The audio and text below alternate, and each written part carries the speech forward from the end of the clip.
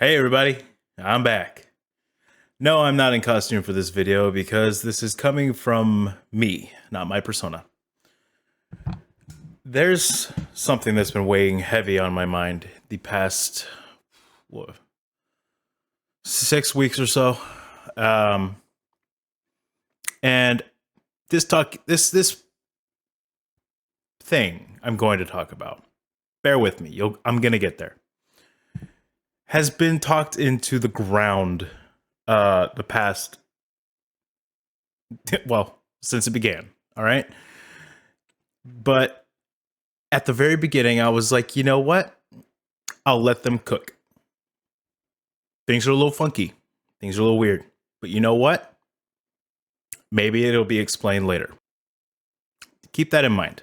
Now we're going to use my personal experience in a professional setting to paint a picture for you.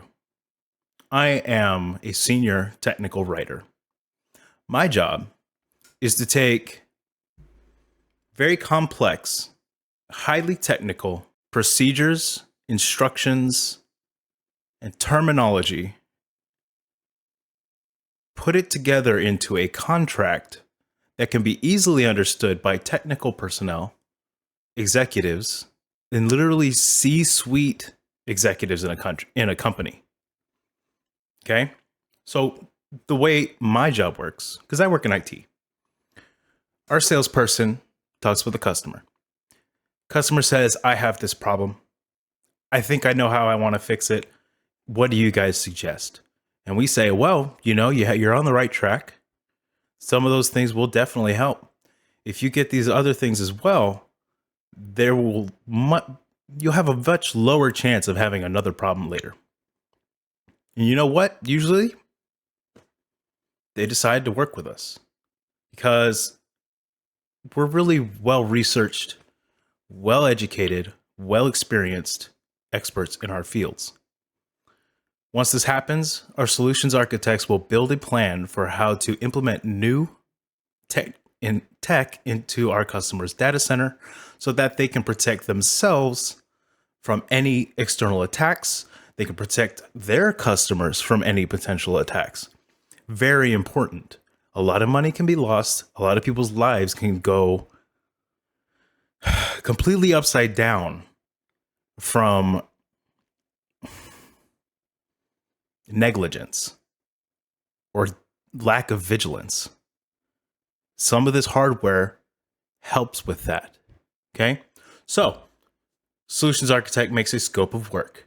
This is a description of everything we are going to do for the customer in explicit detail. Lists of the equipment we're going to use, how we're going to install it, how we're going to configure it, where we're going to install it and configure it, who is going to be involved when we install and configure these things, and what is the estimated timeline that the customer can expect our services to be complete and they will be up and running. Okay? A lot of detail, several pages of detail. I then write the contract, change some words to make it a little more relatable to whoever's going to be reading it. I make sure all the device counts match up the scope of work.